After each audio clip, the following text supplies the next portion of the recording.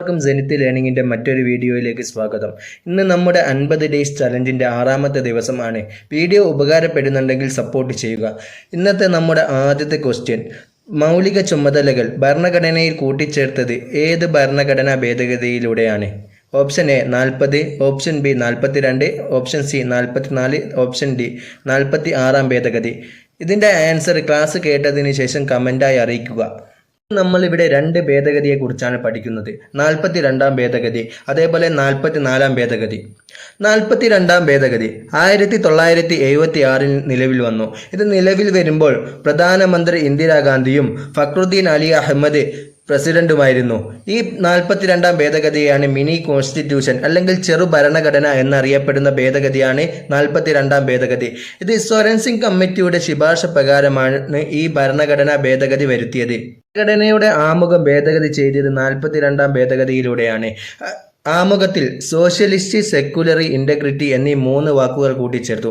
അതേപോലെ മൗലിക കടമകൾ 10 മൗലിക കടമകൾ കൂട്ടിച്ചേർത്തത് 42ാം ഭേദഗതിയിലൂടെയാണ്. ഭാഗം 4A-യും ആർട്ടിക്കിൾ 51A-യും ഭരണഘടനയിൽ കൂട്ടിച്ചേർത്തു. അതേപോലെ ഭാഗം 14A-യും കൂട്ടിച്ചേർത്തത് 42ാം ഭേദഗതിയിലൂടെയാണ്.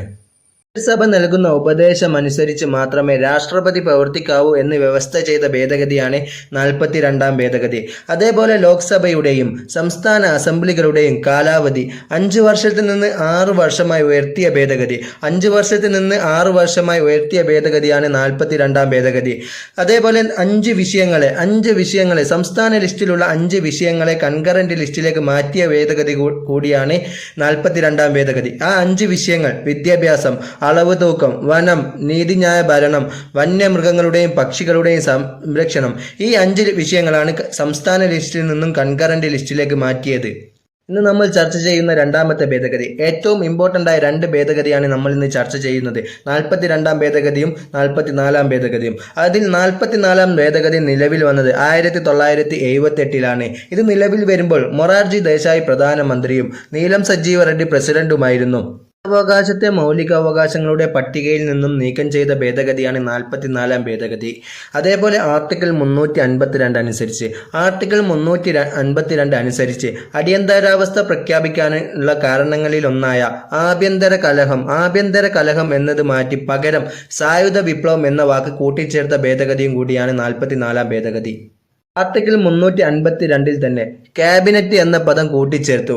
അതേപോലെ അടിയന്തരാവസ്ഥ സമയത്ത് ആർട്ടിക്കിൾ 20, 21 എന്നിവ റദ്ദ് ചെയ്യാൻ കഴിയില്ല എന്ന വ്യവസ്ഥ ചെയ്ത ഭേദഗതിയാണ് 44ാം ഭേദഗതി. ജനതാ ഗവൺമെന്റിന്റെ കാലത്താണ് 44ാം ഭേദഗതി പാസാക്കിയത്.